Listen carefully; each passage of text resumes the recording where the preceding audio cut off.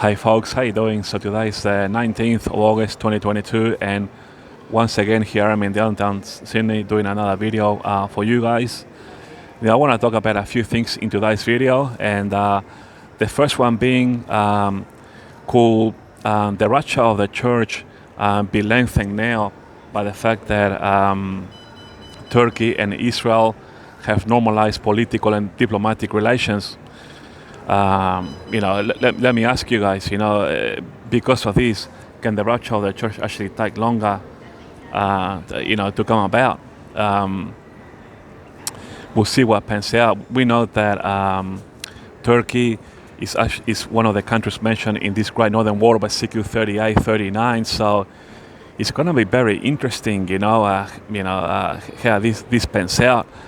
Now, obviously, last month we saw how the president of Turkey, Erdogan, went to Iran to meet with the Ayatollah and President Raisi, and also Vladimir Putin went there as well. And we saw, the three of them, Raisi, Putin, and Erdogan, raising their hands up together, for a photo shoot. So, and now Turkey wants to normalize relationships with Israel because, they're having financial issues in Turkey, like the Turkish lira is being is going down, it's being devaluated. Inflation is rising. Turkish imports are going further and further up as compared to the exports, and so this is causing an economic imbalance in the country. Like they are needing to borrow more money, and so Turkey obviously is in debt, and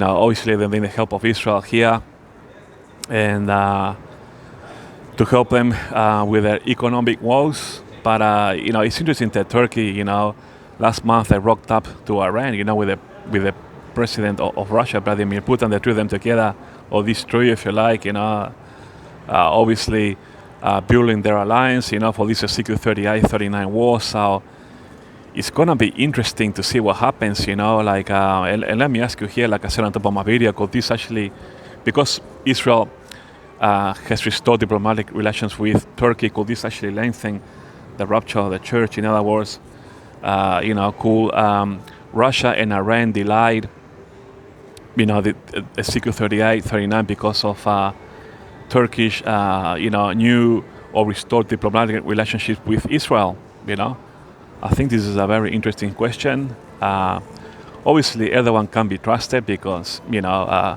obviously,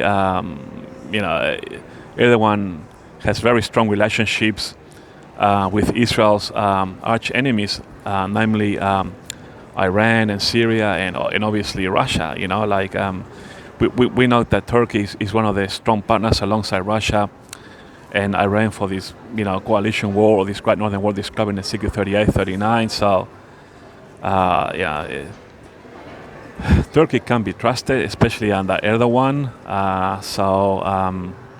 And I'm pretty sure that obviously Israel knows this, but the fact that Israel has restored diplomatic relationships with Turkey says to me that they're probably both going to be using each other, for whatever purposes. So we'll see what pans out. Now, I guess I could continue on discussing here about the rapture of the church happening, during Yom Teruah in September, from September 25th to 27th. We know that, Israel is in a Shemitah year, if you like. And so, a lot of Bible scholars, and rightly so, are suggesting that, there's a high probability of the rapture of the church happening Yom Teruah, or the Feast of Trumpets, in the next 6 weeks in late September. Although I respect this,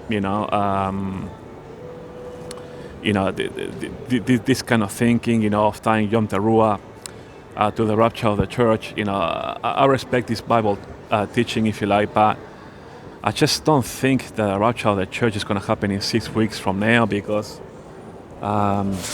if you watch my videos here regularly, I believe that Israel has to fulfill 4 major impending Bible prophecies, as in Isaiah 17.1, Jeremiah 49, verses 34 to 39, in other words, the Elam Bible prophecy, Obviously, the secret word of 38, 39, and Daniel's 9:27, or even for that matter, Isaiah 20:15. In other words, just the signing of the covenant. So I just don't think that there's going to be enough time to fulfill these 4 much Bible prophecies come Yom Teruah in like September or 6 weeks from now.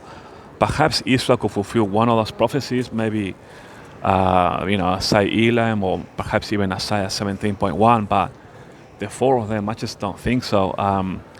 I think that if you're a Bible scholar, you will probably reasonably agree with what I'm saying here. If you believe in my teachings that we need these 4 Bible prophecies impending in front before the rapture of the church, then you probably agree with me in me saying this.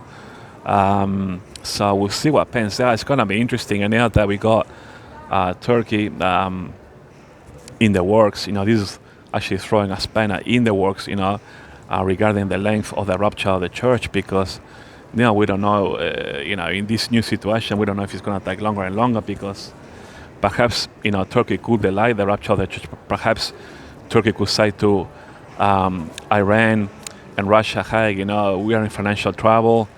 If we use Israel, they might give us a bit of a leg up with our financial woes, and I might need to ask you guys, meaning Russia and Iran, to kind of like delay your tactics, and give us perhaps a little bit of more breathing space, So this is only just a suggestion that I'm saying here. It's not a thus said the Lord or whatever, but who knows? It could be, a spanner in the works. It could actually delay the rapture of the church. So we'll see what happens. But obviously, like I said on top of my video, we know that, I believe in the Bible. We know that Turkey is going to be one of the main contenders for this Ezekiel 38, 39 war. So, and on top of this, we got Psalm 90 knocking on the door. Psalm 90 is what executes a parable of victory, found in Matthew, chapter 32, verses 32 to 34, I believe, from memory. The parable of victory.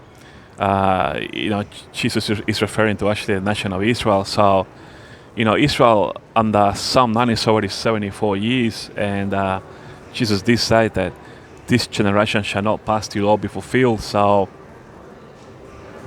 with that in mind, we also got competing Bible prophecies knocking on the door with all of this, So we got, the Feast of Trumpets is knocking on the door as a possibility for the rapture of the church. We got, Psalm 90 that executes a parable of the victory knocking on the door. We got these 4 impending Bible prophecies, but let me ask you, people here, can we have the rapture of the church by September? To be quite honest, just don't think so. It's a possibility, but a very small one. I just can't see it happening, folks. I think any reasonable person will probably agree with me here. And to be quite honest with you, if the rapture of the church doesn't happen by like September, then, a lot of Bible scholars last year were predicting that the rapture of the church was going to happen in 2021. And they were saying, gee whiz, not there it's going to happen in 22, but, by last September, if the rapture of the church hasn't happened, we're already 9 months into the year. We are already, 3 quarters into the year with no rapture of the church in 2022. So, by last September, if the rapture of the church doesn't happen, we only got October, November, and December, and that's it. And then 2023. So, is it possible then, let me ask you this question, that we can have the rapture of the church, by the end of the year? It's possible, but, I'm tending to think that perhaps the rapture of the church might end up happening maybe towards January or February of 2023, by the looks of things, by what I can gather, or by what I can read in the geopolitical. Obviously, I'm not saying I die for the rapture of the church, but with what I'm seeing now in the geopolitical, especially now Turkey knocking on the door, on Israel's door, saying, hey, we want a leg up here in terms of finance, with our economy in the doldrums, we need your help. So, it could put a spanner in the works, the rapture of the church could take a little longer, but obviously, Turkey has a good alliance with Russia and with Israel's enemies, namely Iran, Syria, Hamas, and Hezbollah, the terrorists. So it's also quite interesting. But also, interestingly enough, Hezbollah is also knocking on the door because Hezbollah is armed to the teeth. They've got quite a large army in southern Lebanon, and they are financed by, by Iran. So this is also causing a bit of a concern to Israel, a bit of a threat. And Israel has already sent a warning to Hezbollah. I think about a month or two ago, it was on the news. Israel was showing the military planes that they will fulfill against Hezbollah if they rock the boat too much, if you know what I mean. So that was a bit of a warning to Hezbollah from Israel. So they know that Israel, will deal with them severely, But so I don't really know. To be quite honest, there's a lot in front, to deal with. How you deal with all the mathematical algorithms, with everything that's happening in the geopolitical, and how you put it in context with the rapture of the church, it's a hard call. It's a very hard call for anybody. So there's lots brewing in the geopolitical. So this Turkey and Israel, tying a new diplomatic knot, if you like, is going to put a spanner in the works for the rapture of the church, I think, because Turkey's best interest is to get a bit of a leg up, economic wise from Israel. So I'm not sure, folks. I don't really know that we're going to have the rapture of the church in 2022, perhaps maybe 2023, maybe January or perhaps even February, although I'm not setting a date. But I know that a lot of prominent Bible scholars in America have written books saying that the rapture of the church can only happen during, the Feast of Trumpets or Yom Teruah. But, the fact that I don't think that these 4 Bible prophecies are going to all be fulfilled come Yom Teruah in last September, it actually leads me to believe that, whenever the rapture of the church happens, that's actually going to be in itself the fulfillment of Yom Teruah or the Feast of Trumpets, and the tribulation period will actually be the fulfillment of atonement, in how God sends the two witnesses, Moses and Elijah, to make the atonement with Israel, and the Feast of Tabernacles will be the fulfillment when we come back with Jesus for the 1,000-year millennial reign. So that's my view on it. But to be quite honest, I just can't see the rapture happening in late September. Perhaps one or two Bible prophecies, maybe a big maybe, but I'm not sure. In my view, come late September, my opinion is probably gonna be, hey, you know what? I think we'll see the rapture probably in 2023, perhaps in January or February. But I'm not setting a date. Look, I'm not sure. The geopolitical is getting very difficult to calculate. So we'll see what pans out. So, but anyway, I wanted to talk about how I think America at the moment is under punishment by God, especially with the drought that America is having in the West Coast, for example, like in California, and also in the Midwest. So all that area in America, from the Midwest to California, that big area is under drought at the moment, a severe drought. There's been a lot of wild bushfires and things like that, and the lakes are drying up, like Mead and the Colorado River, are dying because they are drying up because of lack of snow and lack of water. So the Colorado River gets a lot of use, with the dams, and the hydroelectricity power plants that are there, and so as a result of this, the price for electricity for Americans from the Midwest all the way to the west coast of California, if you like, you guys are going to be paying more for your electricity bill and also for your food as well, because this drought is causing issues in planting crops and things like that. So, I actually think that this is actually God's punishment. I've been wanting to see what punishment God was going to dish out to America because the Biden administration is actually trying to uh, divide the city of Jerusalem. And so I've been thinking, about this for the last few days, and I'm thinking, you know what? I think that actually God is going to prolong this drought in America from the Midwest all the way to California, and that I think this is going to be your punishment. And moving forward, this is going to cause, a little bit of a famine during the tribulation period. Now we know famine is going to happen during the trip because the Bible tells us so. So I think that this is God's punishment, and God is not only punishing America, but we in Australia here, our dams are full. They're actually overflowing way above 100% because there's been a lot of rain. For example, like in the Sydney Greater Metropolitan Area, this year alone there has been 4 major floods, and a lot of people's homes went under. Those people that live near rivers and things like that, and as a result of that, insurance costs now for everybody are actually quite high because of the cost to finance all these things. So it's causing a little bit of a problem. So we know what's happening around the world. We know that there's going to be a new world order. We know that there's a new world order working now, and that there's going to be one during the trip.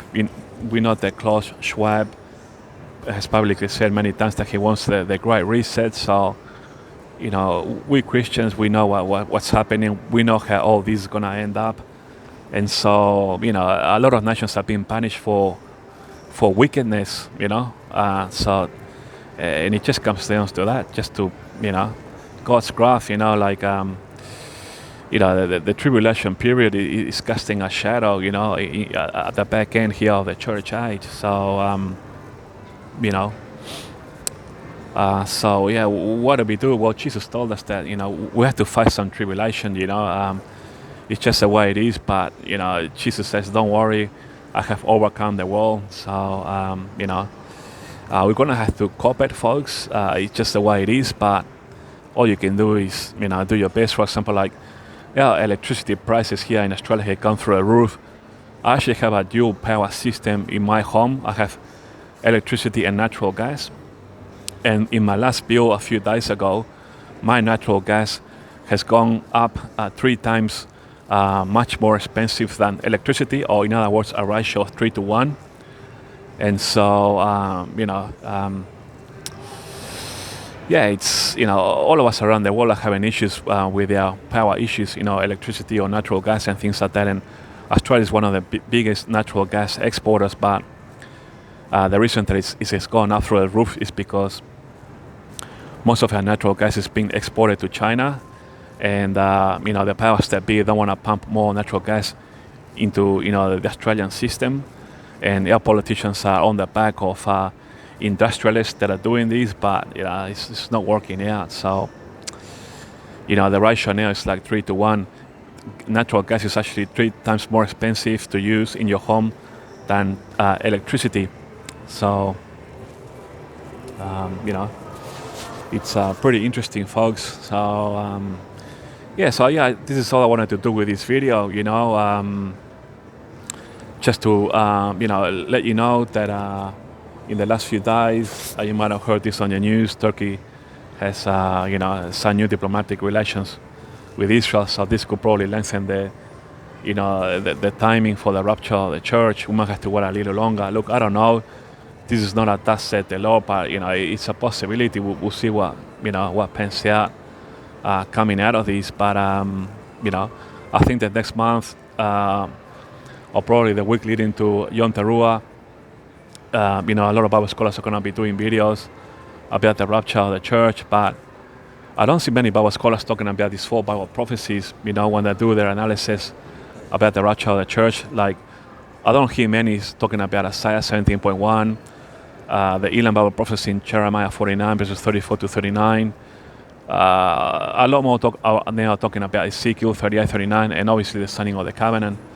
So it's Daniel 9:27 or Isaiah 28:15. So I think on my videos I did a world first in which I analyzed these 4 Bible prophecies. If you look at my video entitled I'm handing over to you the keys of the rapture of the church, in that video, I talk about all the Bible prophecies that are impending in front before the rapture of the church, and I even knew all this way before that video because, that God has given me all this, to tell you guys, but through the help of the Holy Spirit. But it was all under God's timing that I did that video. So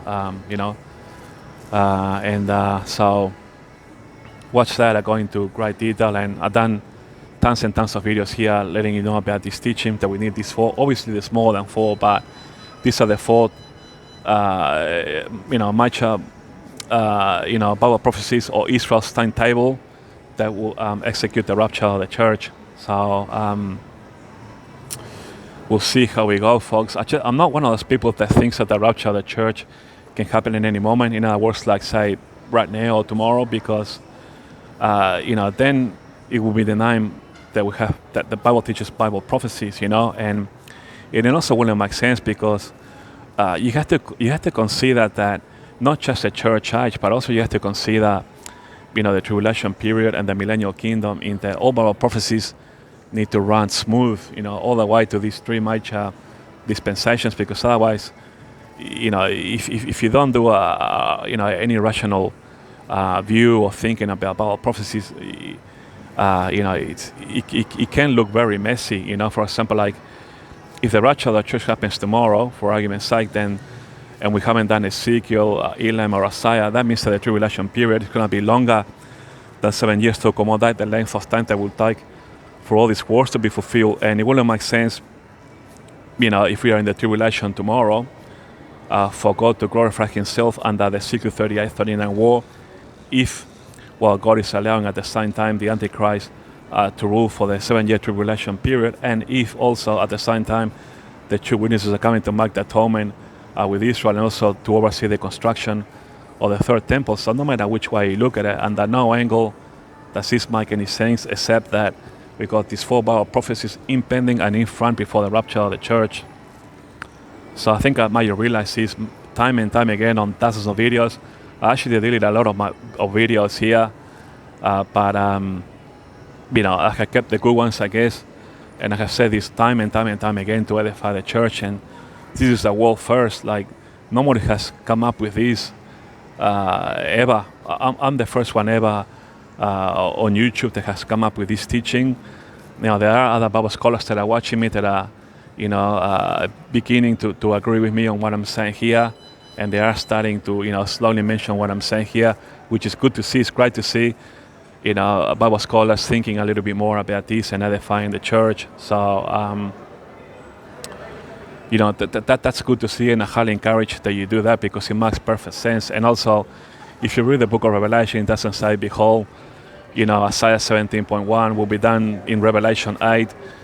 It doesn't say, behold, Ezekiel 38 will be done in Revelation 15, or even for that matter, behold, Elam will be done in Revelation, 14 or whatever.